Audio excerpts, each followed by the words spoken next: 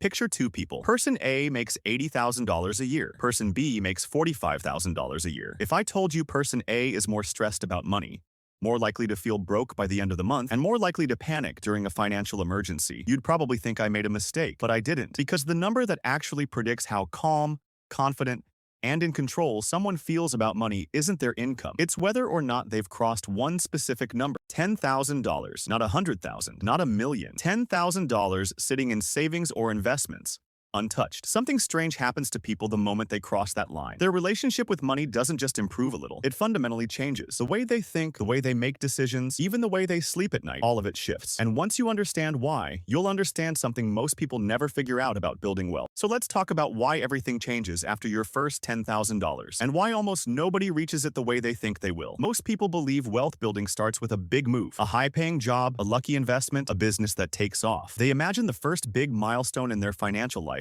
will feel exciting, dramatic, like a movie moment. So while they're waiting for that big moment, they treat the small stuff as irrelevant. The extra $50 they could have saved this month, the $12 lunch instead of the $7 one, the subscription they forgot to cancel. None of it feels like it matters because none of it feels like real progress. Here's the problem with that thinking. Wealth doesn't start with a big moment. It starts with a boring number that nobody brags about, and most people never even try to reach it, because it doesn't feel impressive enough to chase. But that first $10,000 isn't just money sitting in an account. It's a psychological switch, and once it flips, the entire game changes. Let's break down what actually happens in someone's mind and life once they hit this number. Imagine your financial life as a small boat. When you have little to no savings, that boat is being tossed around by every wave. A car repair, a medical bill, a slow month at work. Each wave feels like it could flip the boat entirely.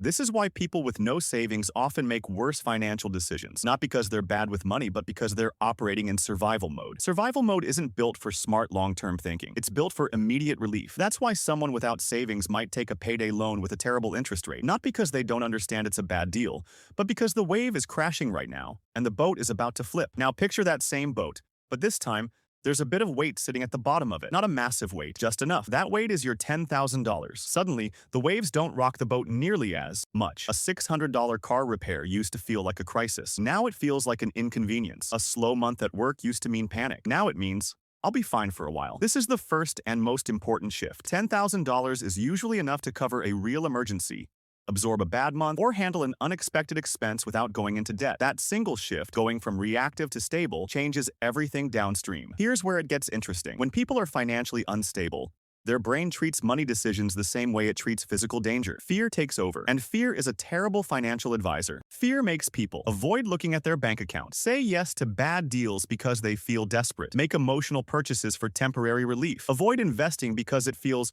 too risky, when really they can't afford to lose money they need to survive. Now here's the shift. Once someone has that $10,000 cushion, the brain stops operating from fear and starts operating from strategy. This is often called moving from a scarcity mindset to a growth mindset. But let's make that simple. Scarcity mindset says, I need to protect what little I have. Growth mindset says, I can use what I have to create more. You cannot think strategically about your future when your brain is busy trying to survive the present. That's not a willpower problem. It's biology. This is why people who reach $10,000 in savings often start making noticeably smarter financial decisions almost overnight. It's not that they suddenly became financial geniuses. It's that their brain finally has the safety to think long-term instead of scrambling short-term. Once that mental shift happens, something else takes place, and this is the part almost nobody talks about. People with $10,000 in savings start asking a completely different question. Instead of asking, how do I survive this month? They start asking, how do I grow this money? This is the exact moment investing stops being scary and starts being interesting. Let's use a simple comparison. Imagine money as seeds,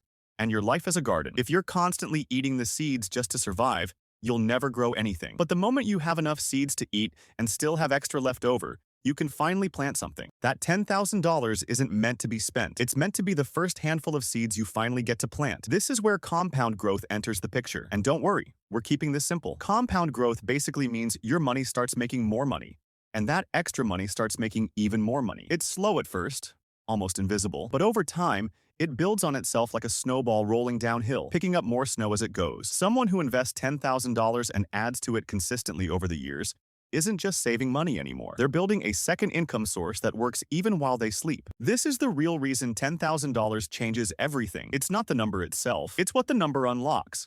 stability, then mindset, then opportunity, then long-term growth. Here's the part that surprises most people. The hardest part of building wealth isn't the investing part. It's not choosing the right stocks or the right accounts. Anyone can learn that with a bit of research. The hardest part is surviving the emotional chaos of having little to no savings long enough to reach that first stable number. Most people don't fail at building wealth because they're bad at math. They fail because they never get the emotional stability required to think clearly about money in the first place. This is why the first $10,000 feels so much harder than the next $10,000. The first one has to be built entirely from scarcity mode, discipline, and sacrifice. But once it exists, it starts protecting you and working for you at the same time. It becomes a foundation instead of just a number. This is the real definition of financial security. Not having a lot of money, having enough of a buffer that your brain stops panicking and starts planning. So how do you get there faster without waiting for a big lucky break? Start by treating $10,000 as a real specific mission, not a vague dream. Vague goals like, I want to save more, rarely work because your brain doesn't know what to aim for. Specific goals create direction. Break it down into something manageable. Instead of thinking about the full $10,000,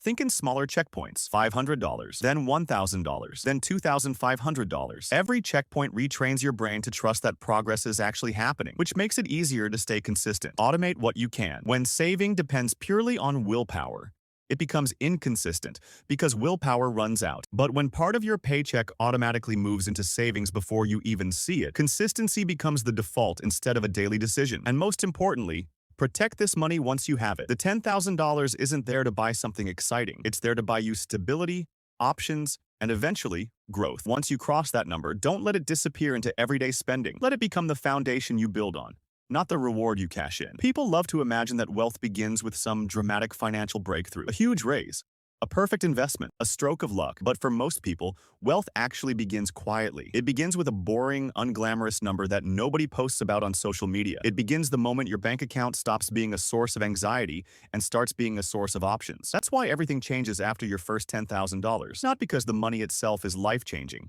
but because of what it does to the way you think, the way you decide, and the way you see your own future. The boat stops rocking, the fear starts fading, and for the first time, instead of just trying to survive your financial life, you finally get the chance to start building it.